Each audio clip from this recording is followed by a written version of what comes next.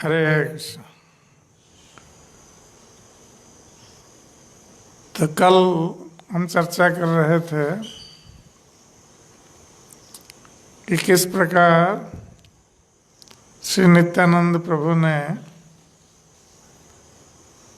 क्रोधित होकर शिवानंद सेन पर पदाघात किया था और श्राप भी दिया था उनके 3 पुत्रों की मृत्यु के लिए।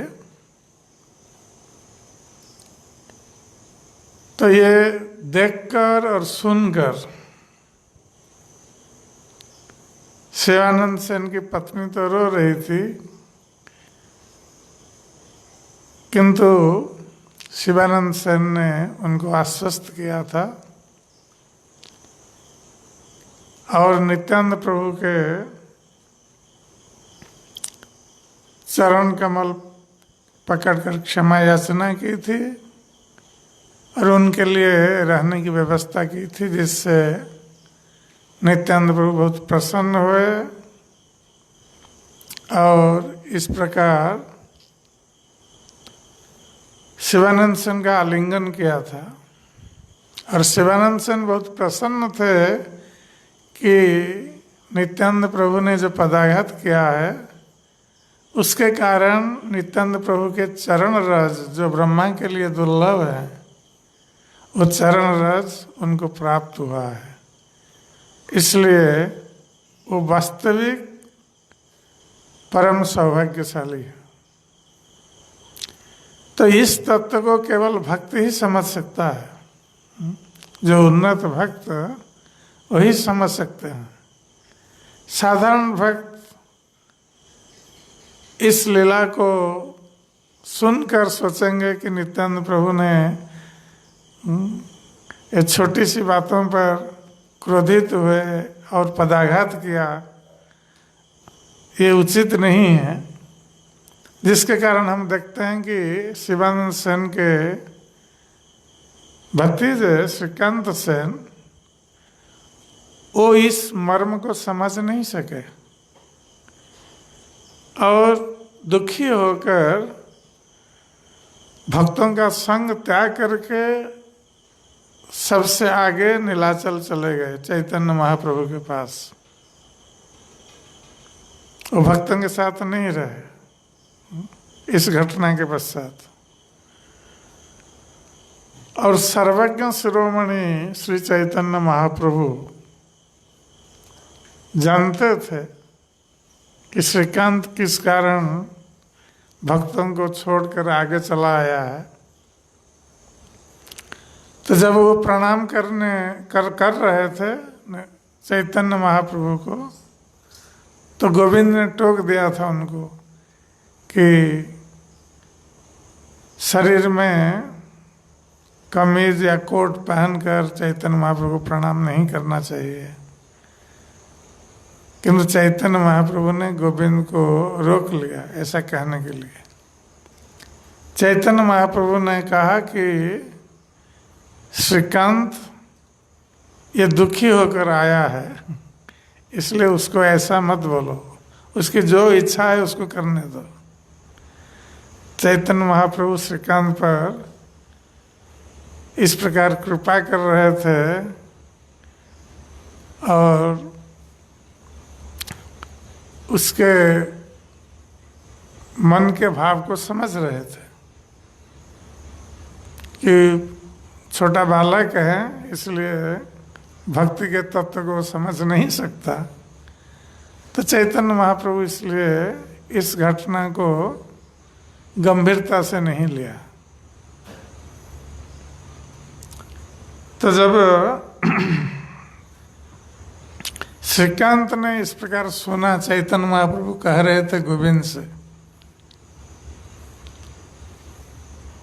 तो उनके मन में क्या भाव आया, कृष्णदास कविराज गोस्वामी वर्णन करते हैं चैतन्य चरितामृत के अंत लीला 12 अध्याय श्लोक नंबर 40 में।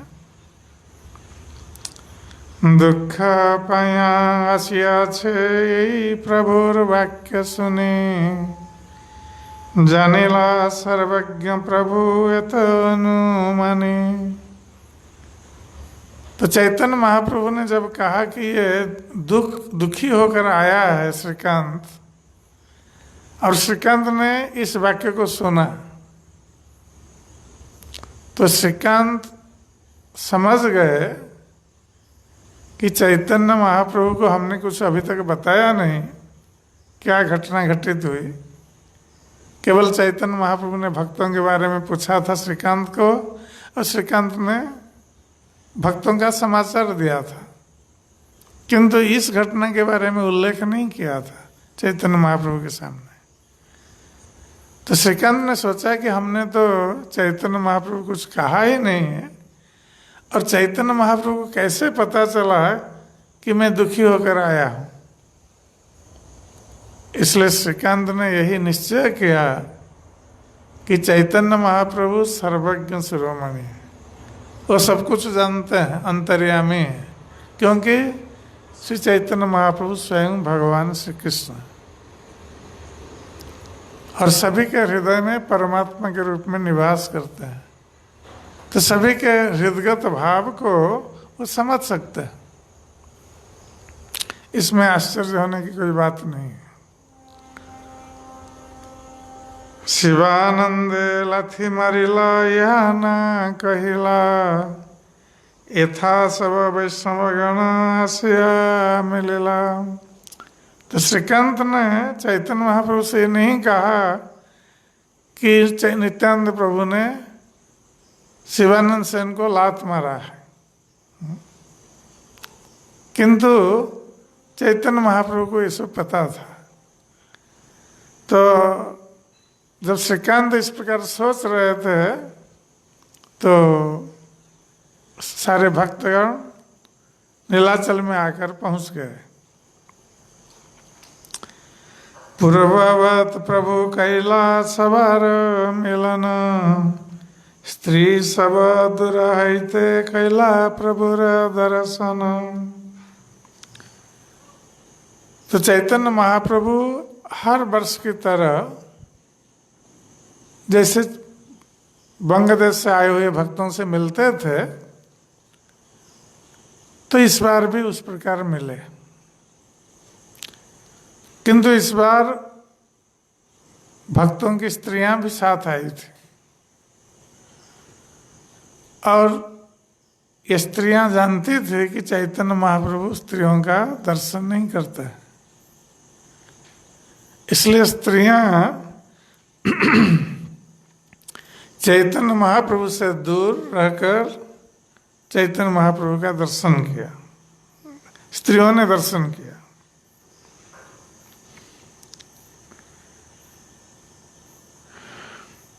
वासाघर पूर्ववत सवारे देवाइला, महाप्रसाद भोजने सवारे बोलाइला।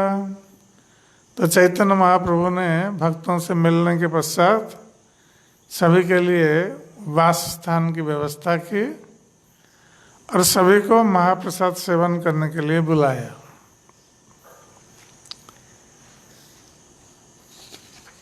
शिवानंद तीन पुत्रे गोसाई रे मिलाइला, शिवानंद संबंध सभाय बहु कृपा कैला।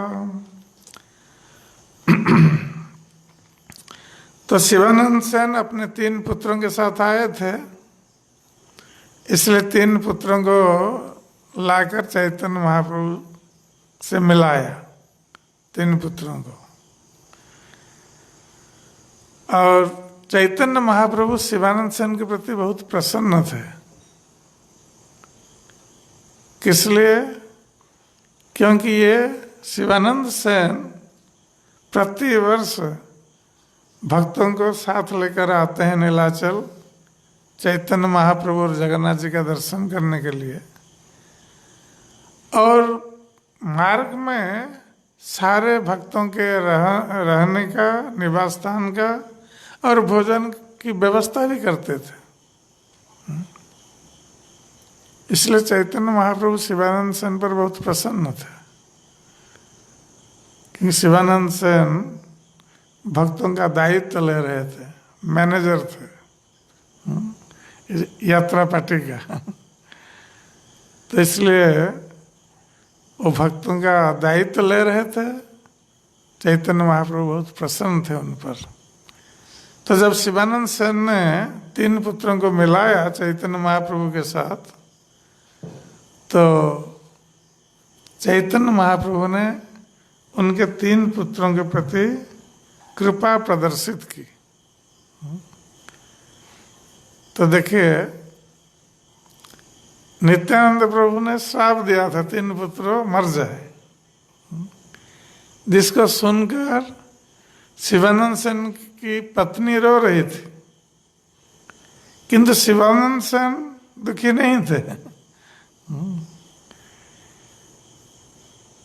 क्योंकि वो जानते थे नित्यानंद प्रभु की कृपा। अब जब उन्होंने चैतन्य महाप्रभु से मिला तो चैतन्य महाप्रभु ने कृपा की 3 पुत्रों के ऊपर। तो इसका अर्थ है कि नित्यानंद प्रभु का जो श्राप था वो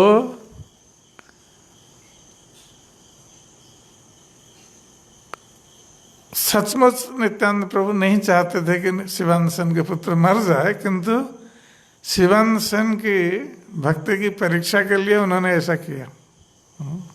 क्योंकि बाद में हम देखते हैं कि शिवानंद सेन को आलिंगन किया नित्यानंद प्रभु ने, उन पर कृपा प्रदर्शित की पाद प्रहार करके।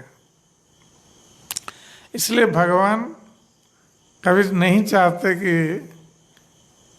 भक्तों का पुत्र मर जाए किंतु उन्होंने इस प्रकार कहा था शिवानंद सेन की क्या प्रतिक्रिया होती है इसमें, ये देखने के लिए। और शिवानंद सेन की कोई प्रतिक्रिया नहीं थी।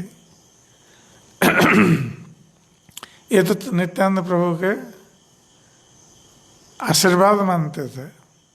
और आप देखते हैं कि चैतन्य महाप्रभु भी उनके 3 पुत्रों के ऊपर कृपा प्रदर्शित कर रहे हैं। छोट पुत्रे देखी प्रभु नाम पुछला, परमानंद दास नाम से न जनाइला। तो जब चैतन्य महाप्रभु ने देखा उनके छोटे पुत्र को,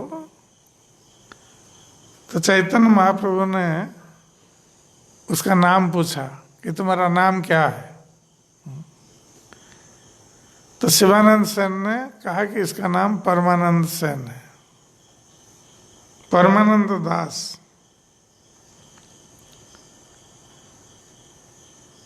पूर्वे जबे शिवानंद प्रभु स्थाने आयला, तबे महाप्रभु तारे कहिते लगिला। ए बार तुम्हार जई हईबे कुमार, पुरीदास बलि नाम धरियता। तो ये पूर्व की घटना है। ये छोटा पुत्र इसके जन्म के पहल की घटना है। तो चैतन्य महाप्रभु ने शिवानंद सेन से कहा था कि इस बार तुम्हारा जो पुत्र होगा तो उसका नाम पुरीदास रखना।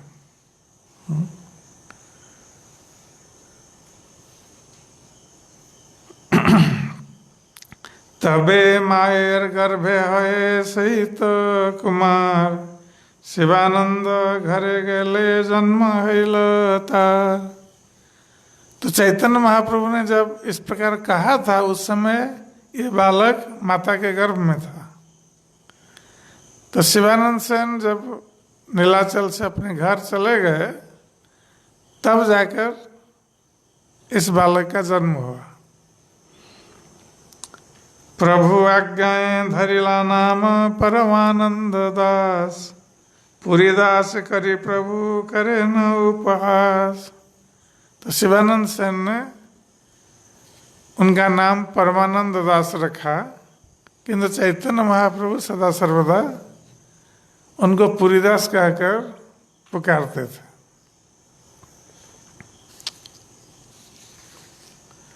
शिवानंद जब स्वी बालक मिलाइला, महाप्रभु पादांगुष्ट तार मुखे दिला।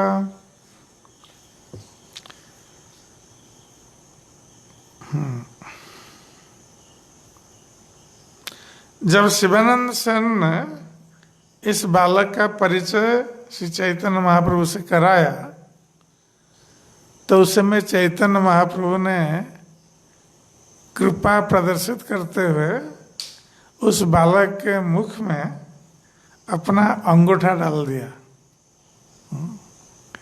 इसका अर्थ है कि चैतन्य महाप्रभु ने कृपा की इसके ऊपर, और जिस पर चैतन्य महाप्रभु की कृपा है तो नित्यानंद प्रभु कैसे उसको मरने के लिए कह सकते हैं।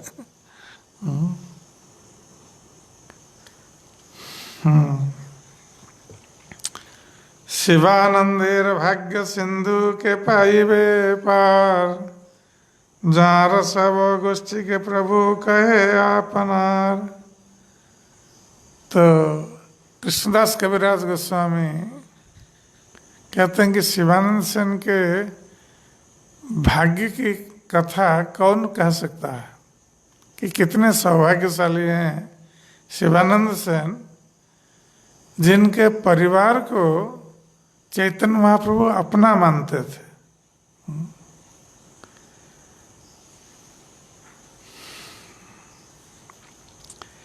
तबे सब भक्त लया करिला भोजन, गोविंद रे आज्ञा दिला करिया चमन।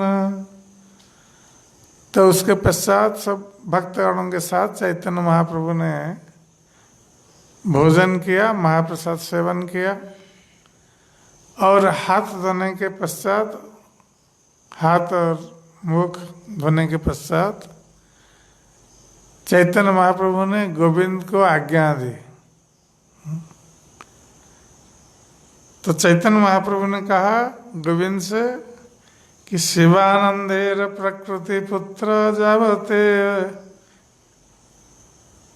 यथाय, आमार अवशेष पात्र तराज न पाए।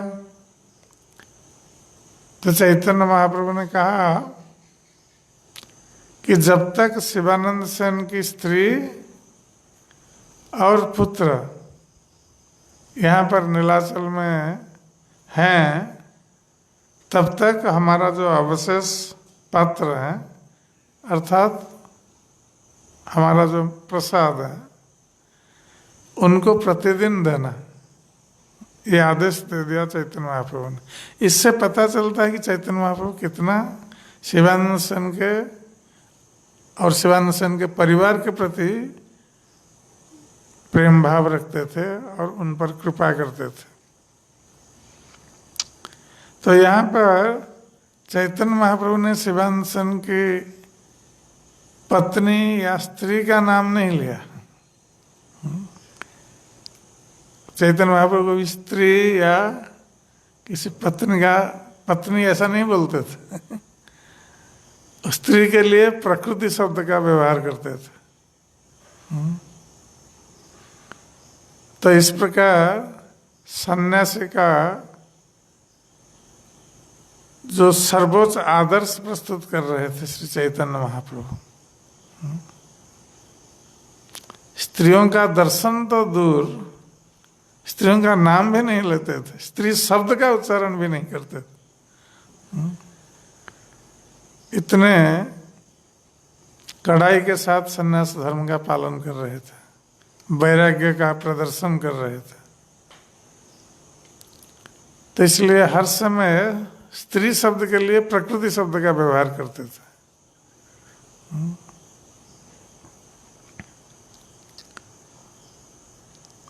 नदियावासी मोदक तर नाम परमेश्वर, मोदक बेचे प्रभुर बाटीर निकट तार घर। तो नवद्वीप के निवासी परमेश्वर नामक एक मोदक थे, अर्थात हलवाई, जो चैतन्य महाप्रभु के घर के पास रहते थे और उनका नाम परमेश्वर था। बालक काले प्रभु तारा घरे बार बार जान, दुग्धा खंड मोदक दय प्रभुता खान। तो बाल्यकाल में चैतन्य महाप्रभु इस परमेश्वर मोदक के घर पर जाते थे और बार बार जाते थे। क्यों? कि जब भी जाते थे उसके घर पर ये परमेश्वर मोदक, ये चैतन्य महाप्रभु को दूध और कुछ मिठाइयाँ खाने के लिए देते। तो बच्चे मिठाई खाना पसंद करते हैं चैतन्य महाप्रभु, इसलिए बार बार जाते थे उनके घर पर। प्रभु विषय स्नेह तार बालक काल हईते, सेवस्वर से आइल प्रभु रे देखते। तो ये परमेश्वर, इनका स्नेह था चैतन्य महाप्रभु के प्रति बाल्यकाल से, क्योंकि बाल्यकाल से चैतन्य महाप्रभु उनके घर पर जाते थे। तो इसलिए इस बार सारे भक्तों के साथ ये परमेश्वर मोदक भी आए थे चैतन्य महाप्रभु का दर्शन करने के लिए नीलाचल। परमेश्वर हमुई बोली दंडवत कैल, तारे देखी प्रभु प्रीते तारे पुछिल। तो परमेश्वर जब गए चैतन्य महाप्रभु से मिलने के लिए, तो उन्होंने अपना परिचय दिया कि मैं परमेश्वर हूँ, और ये कहकर उन्होंने दंडवत किया चैतन्य महाप्रभु से। तो चैतन्य महाप्रभु ने उसको देखकर प्रीतिपूर्वक उनसे पूछा, परमेश्वर कुशल हो भाल हैल आइला, मुकुंदार माता सिया छे से प्रभु रे कहिला। तो चैतन्य महाप्रभु ने जब देखा परमेश्वर उनको दंडवत प्रणाम कर रहा है, तो प्रीतिपूर्वक चैतन्य महाप्रभु ने परमेश्वर मोदक से पूछा कि क्या परमेश्वर तुम कुशल हो, सब ठीक ठाक है, और अच्छा हुआ कि तुम आए नीलाचल। तो इस प्रकार चैतन्य महाप्रभु ने उनके साथ संभाषण किया। किंतु उसी समय ये परमेश्वर मोदक चैतन्य महाप्रभु से बोल रहे हैं कि मुकुंद की माता भी मेरे साथ आई है। मुकुंद उनके पुत्र हैं और उसकी माता अर्थात उनकी पत्नी। तो प्राचीन काल में लोग ऐसे पत्नी का नाम नहीं लेते थे, और पत्नियां भी पति का नाम नहीं लेती थी। तो इसलिए पत्नी को बोलते थे पुत्र कन्या के माता के रूप में, और पत्नी भी जब पति के संबंध में बोलती तो पुत्र कन्या के पिता के रूप में संबोधित करती थी, नाम नहीं लेते थे। तो परमेश्वर ने कहा कि ये मुकुंद की माता भी हमारे साथ आई है। मुकुंदार मातार नाम सुनी प्रभु संकोच हैला, तथापि तार प्रीते किछु ना बोलिला। तो परमेश्वर ने जब कहा कि मुकुंद की माता भी मेरे साथ आई है, तो चैतन्य महाप्रभु ने संकोच का अनुभव किया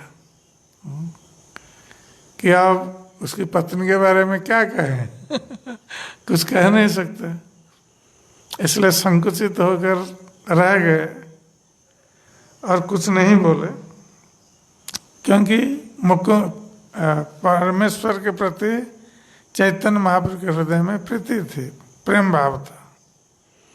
इसलिए उन्होंने ऐसा कुछ नहीं कहा कि जो जिससे वो दुखी हो जाए, किंतु संकोच बस चैतन्य महाप्रभु ने मौन धारण किया उनकी स्त्री या पत्नी के बारे में सुनकर, जबकि परमेश्वर को ऐसा नहीं कहना चाहिए था, क्योंकि चैतन्य महाप्रभु सन्यासी हैं तो अपनी पत्नी के बारे में उनको क्या बोलना है।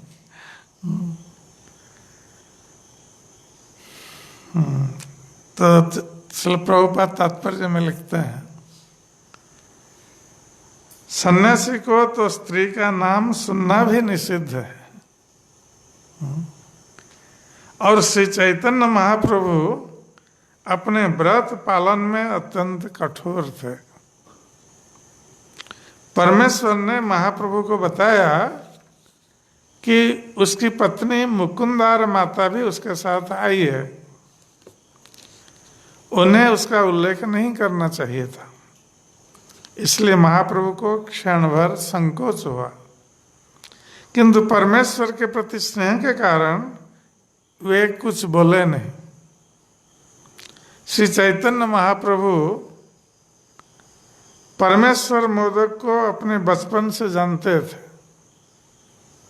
इसलिए परमेश्वर ने अपनी पत्नी के आने की बात बिना सोचे विचारे महाप्रभु से बतलाई, क्योंकि ये गांव का संबंध है। चैतन्य महाप्रभु घर के पास ये रहते थे, इसलिए उन्होंने ये नहीं सोचा कि ये सन्यासी से बात कर रहे हैं। वो तो कह रहे हैं कि हमारा तो वो निमाय है ना, गांव का निमाय है, इसलिए सरल स्वभाव के कारण उन्होंने कह दिया कि मुकुंद की माता भी हमारे साथ आई है। तो चैतन्य महाप्रभु को सन्यास ज्ञान से नहीं बोले,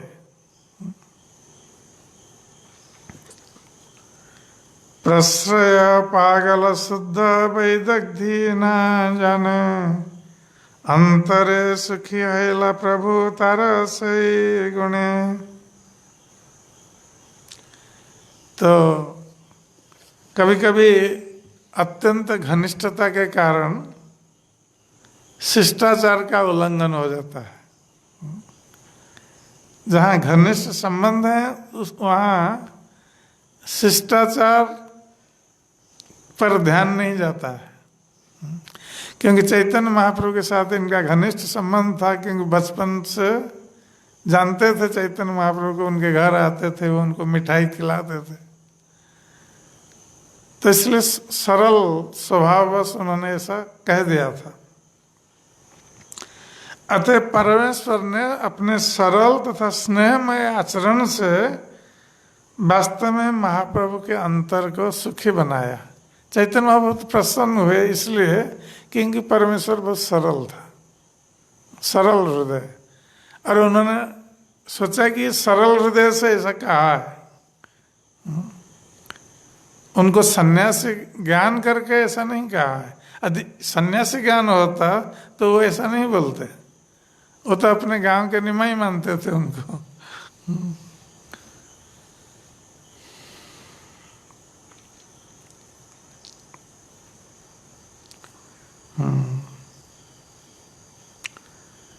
पूर्ववत सवालया गुंडीचा मार्जन, रथ आगे पूर्ववत करेला नर्तन। तो हर वर्ष की तरह श्री चैतन्य महाप्रभु बांग्लादेश के भक्तों के साथ गुंडीचा मार्जन लीला और जगन्नाथ के रथ के सामने नृत्य कीर्तन आदि समापन किया। चतुर्मास सब जाया कैला दर्शन, मालिनी प्रभृति प्रभु रे कैला निमंत्रण। तो भक्तों के साथ 4 महीनों तक, चतुर्मास 4 महीनों तक सारे उत्सव मनाए गए। तो चतुर्मास में जैसे जन्माष्टमी, राधाष्टमी सब उत्सव आता है, रथ यात्रा के पश्चात ये सब उत्सव आता है। तो चैतन्य महाप्रभु भक्तों के साथ ये सारे उत्सव मनाते थे। चैतन्य महाप्रभु स्वयं गोपाल के रूप में, गोपाल लोग जैसे लकड़ी घुमाते हैं, ऐसा जन्माष्टमी के अवसर पर घुमाते थे। तो भक्तों में से कोई नंद यशोदा बन जाता था, और चैतन्य महाप्रभु कृष्ण बन जाते थे, नित्यानंद प्रभु बलराम बन जाते थे। तो इस प्रकार लीला होती थी।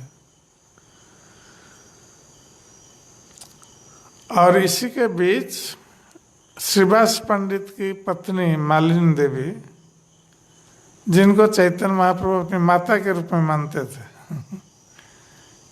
नित्यानंद प्रभु भी उनको माता के रूप में मानते थे। तो मालिनी देवी चैतन्य महाप्रभु को निमंत्रण करती थी भोजन के लिए। प्रभुर प्रिय नाना द्रव्य नियाचे देश हईते, सही व्यंजन करी भिक्षा देना घर भाते। तो चैतन्य महाप्रभु के लिए जो वस्तु प्रिय है मालिनी देवी जानती थी, इसलिए अपने घर से चैतन्य महाप्रभु की प्रिय वस्तुओं को बनाकर वो लाई थी। तो यहाँ पर नीलाचल में वो पाक करने के साथ साथ वो जो व्यंजन वो लाई थी उसको भी चैतन्य महाप्रभु को देती थी।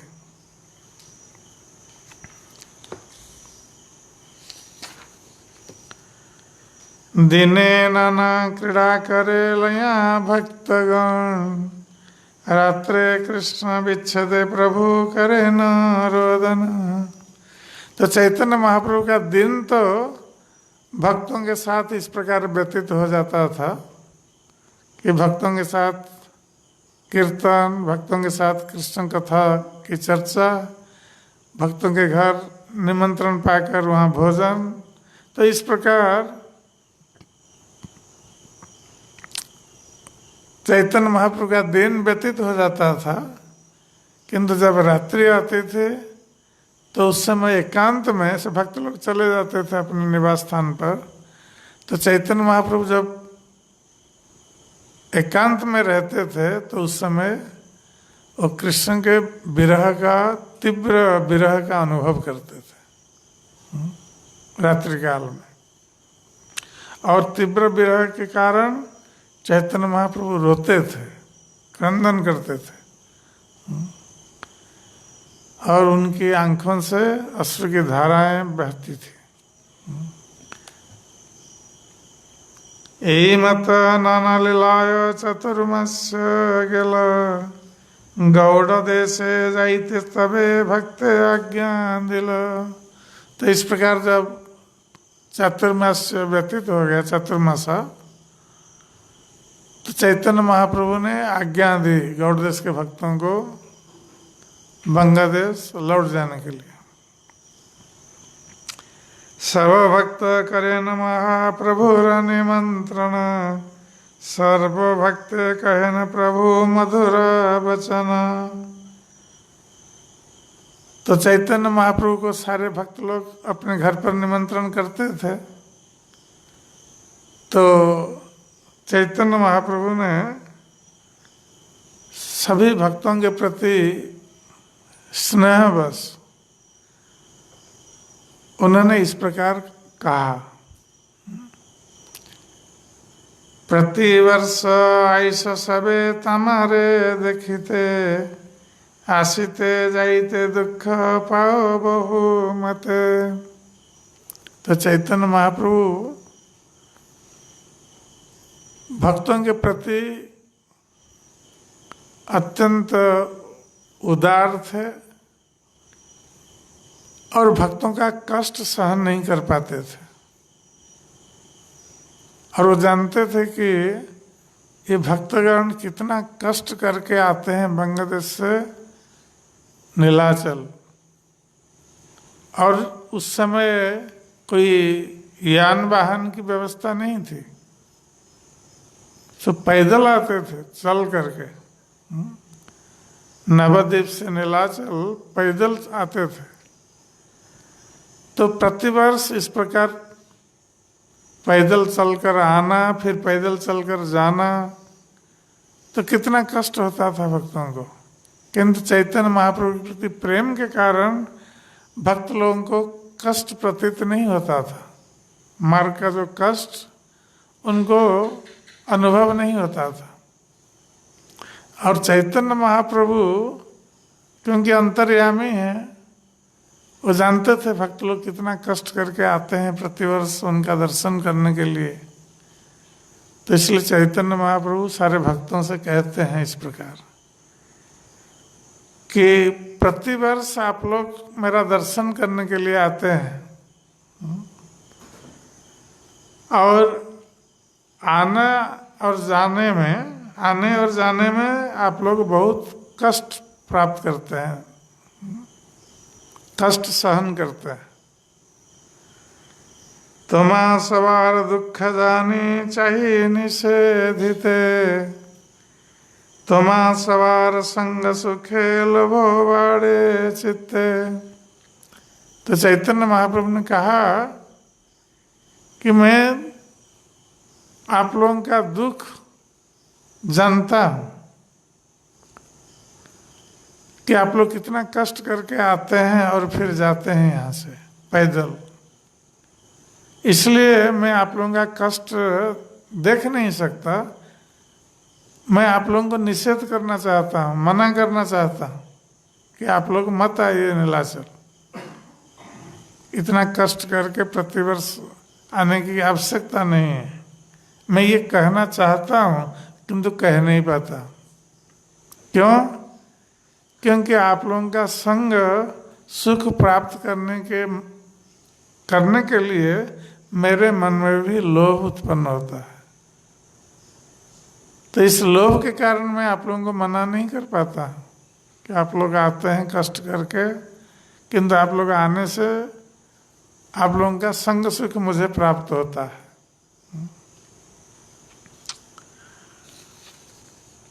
नित्यानंदे आज्ञा दिलो गौड़े ते रहिते, आज्ञा लंघी आइला की परी बलिते। तो चैतन्य महाप्रभु नित्यानंद प्रभु को दिखा करके बोलते हैं कि इस नित्यानंद को तो मैंने आज्ञा दी थी कि गढ़ देश में रहने के लिए, वहाँ प्रचार करने के लिए, किंतु ये आज्ञा का लंघन करके ये चले आते हैं मेरा दर्शन करने के लिए। तो उनको मैं क्या बोलूं? नित्यानंद प्रभु कुछ बोल नहीं सकते चैतन्य महाप्रभु। आई लेना आचार्य गोसाई मोरे कृपा करे, प्रेम ऋणे बद्धामी सुधीते ना पारी। फिर अद्वैत आचार्य को देखकर चैतन्य महाप्रभु कहते हैं कि अद्वैत गोसाई, अद्वैत आचार्य, ये तो हमारे ऊपर कृपा करके ये हर वर्ष आ जाते हैं।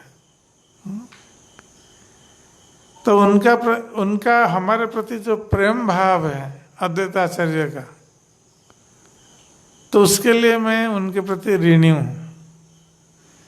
और उस ऋण के कारण मैं उनसे, उनके प्रेम से बंधा हुआ और मैं उनका ऋण चुका नहीं सकता, प्रेम ऋण। तो ये सभी भक्तों के सामने इस प्रकार भक्तों का गुणगान कर रहे हैं चैतन्य महाप्रभु। मोर लागे स्त्री पुत्र गृहादि छड़िया, नाना दुर्गम पथ लंघी ऐसे न दया। तो ये सारे भक्त ये मेरे लिए आते हैं नीलाचल। ये अपने घर, अपने परिवार, अपनी पत्नी, इन सबको छोड़कर ये दुर्गम मार्ग में कष्ट सहन करते हुए ये यात्रा करते हैं। तो सारे भक्तों की प्रशंसा कर रहे हैं चैतन्य महाप्रभु। आमी ये नीलाचले रही जे बसिया, परिश्रम नहीं मोर तमा सवार लाग्या। तो और मैं क्या करता हूँ यहाँ नीलाचल में? मैं बैठा रहता हूँ। चैतन्य बाबू अपने बारे में कह रहे हैं कि मैं नीलाचल में बैठा रहता हूँ, कहीं जाता नहीं है, कहीं कष्ट करना नहीं पड़ता है, इसलिए मेरा कोई परिश्रम भी नहीं है। और ये सब तुम लोगों के कारण ही संभव है, क्योंकि तुम लोग आ जाते हो मेरा दर्शन करने के लिए, इसलिए मुझे कहीं जाना नहीं पड़ता है। तो ये सब तुम लोगों की कृपा है कि मुझे आराम देने के लिए यहाँ नीलाचल में तुम लोग मुझे रहने की आज्ञा दी है, और तुम लोग स्वयं आ जाते हो मेरा दर्शन करने के लिए। सन्यासी मानुष मोर नहीं कौन धन, कि दिया तुम्हारा ऋण करी मुँह शोधन। तो चैतन्य महाप्रभु कह रहे हैं कि मैं तो सन्यासी हूँ, और सन्यासी के पास कोई धन नहीं होता है, तो मैं क्या देकर तुम लोगों का ऋण शोधन करूँगा, ऋण चुकाऊंगा। चैतन्य महाप्रभु इस प्रकार अपनी असमर्थता व्यक्त कर रहे हैं। स्वयं भगवान भक्तों के प्रेम से इस प्रकार वशीभूत हैं कि भक्तों के प्रेम के ऋण को चुकाने के लिए अपनी असमर्थता व्यक्त कर रहे हैं। इस प्रकार भगवान कृष्ण ने गोपियों के प्रति, गोपियों के प्रेम ऋण के प्रति अपनी असमर्थता व्यक्त की थी। तो चैतन्य महाप्रभु भी वही कह रहे हैं कि तुम लोगों का प्रेम ऋण मैं चुका नहीं सकता, और मैं सन्यासी हूँ, मेरे पास और कोई धन नहीं है कि धन देकर चुका दूं।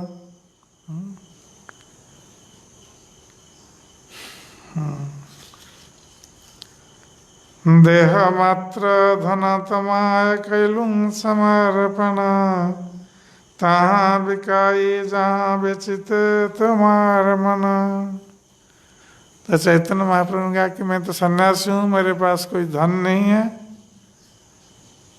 इसलिए मेरे पास एक ही धन है, और वो क्या है कि मेरा शरीर है मेरे पास। तो मेरा शरीर ही मेरा धन है, इसलिए इस शरीर को मैं तुम्हें अर्पण करता। तो भक्तों से कह रहे हैं कि मेरे शरीर को मैं तुम्हें अर्पित करता हूँ, और इस शरीर को लेकर जहाँ तुम लोग चाहो बेचो, जो कुछ करना है करो। इस शरीर तुम्हारा है, मेरा नहीं है। तो जिस प्रकार चैतन्य महाप्रभु के भक्तगण चैतन्य महाप्रभु के प्रति पूर्ण समर्पित थे, इसलिए चैतन्य महाप्रभु भी अपने भक्तों के प्रति पूर्ण समर्पित है।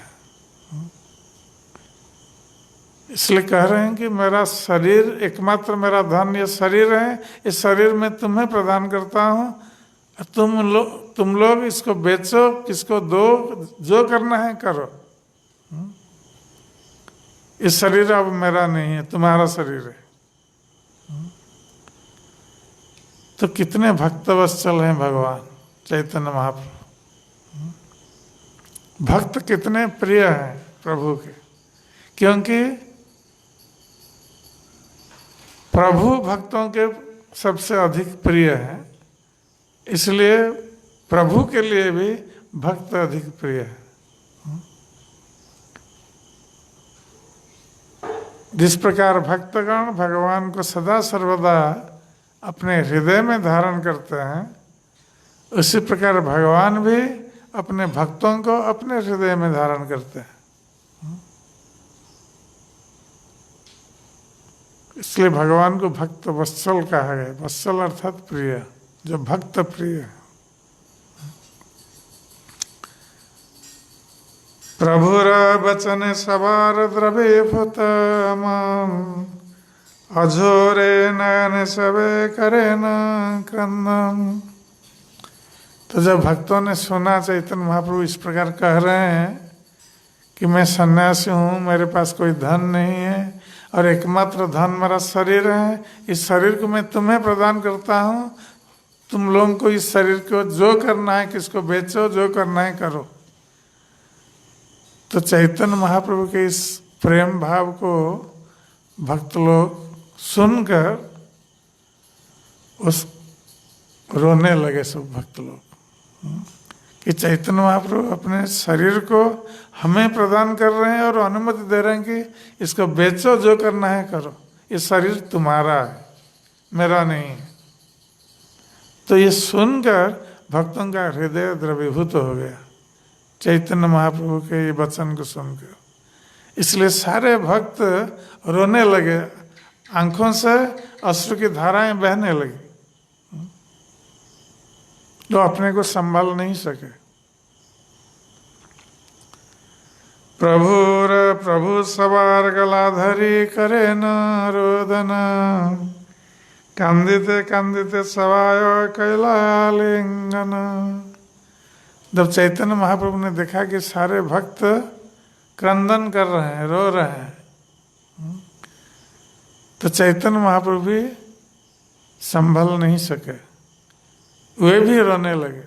चैतन्य महाप्रभु जो गांभीर्य के प्रतिमूर्ति थे, चैतन्य महाप्रभु अत्यंत गंभीर स्वभाव, चैतन्य महाप्रभु भक्तों का रोना देखकर स्वयं रोने लगे, अपने को संभाल नहीं सके और रोते हुए एक एक करके सारे भक्तों का आलिंगन किया, प्रेम आलिंगन।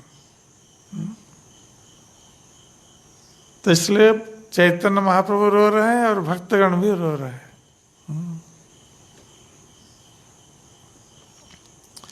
सबाई रहिल केह चलिते नारिल, आराधीन पंच सात मते गेल। तो इस प्रकार इस अवस्था में कौन भक्त चैतन्य महाप्रभु को छोड़कर जा सकता है बांग्लादेश में। इसलिए भक्तगण जो बांग्लादेश जाने के लिए निकले थे वो नहीं जा पाए, क्यों देख रहे हैं कि चैतन्य महाप्रभु रो रहे हैं और ये लोग स्वयं रो रहे हैं, तो वो लोग रुक गए और इस प्रकार 5-7 दिन और बीत गए। अद्वैत अवधूत किछु कहे प्रभु पाए, सहज तुम्हार गुणे जगत बिकाय।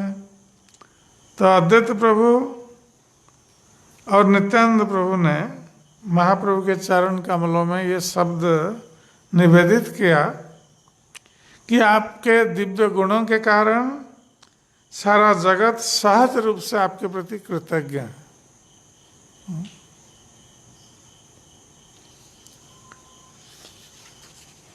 आभार ताते बांध छे कृपा वाक्य डरे, तमा छाड़ी के बा कहाँ जाइबारे पारे।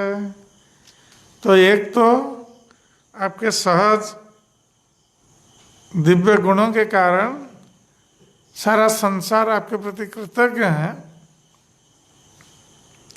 और उसके साथ आप इस प्रकार मधुर वचनों से अपने भक्तों को बांध लेते हैं। तो इस अवस्था में आपको त्याग करके कौन भक्त किधर जा सकता है? कोई नहीं जा सकता। तबे प्रभु सभाकारे प्रबोध करिया, सवारे विदाय दिला सुस्थिर हैया। तब श्री चैतन्य महाप्रभु ने सारे भक्तों को फिर शांत किया और फिर हरे को विदा किया। नित्यानंद कहला तुम्हें नास्य हो बार बार, तथाई हमार संग वे तुम्हार। तो चैतन्य महाप्रभु ने नित्यानंद प्रभु से कहा कि आप बार बार यहाँ नीलाचल मत आइए, वहीं पर बांग्लादेश में हमारे साथ आपका मिलन होगा।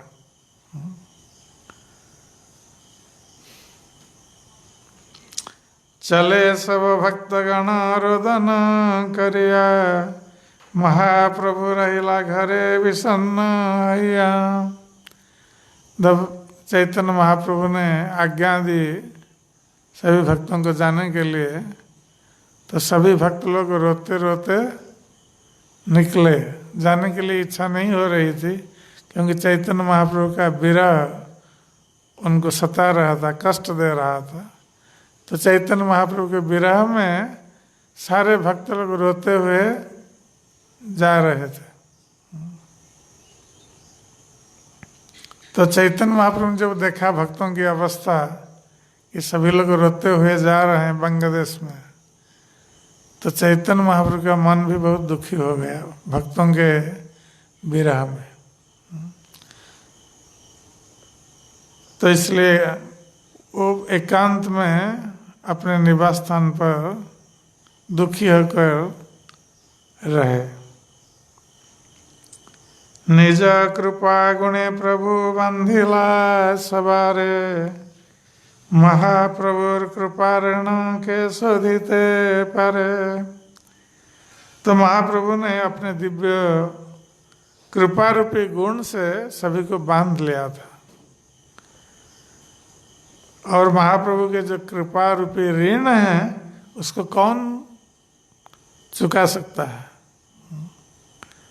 चैतन्य महाप्रभु की भक्तों पर जो कृपा है, कृपा रूपी ऋण है, उसको कोई चुका नहीं सकता।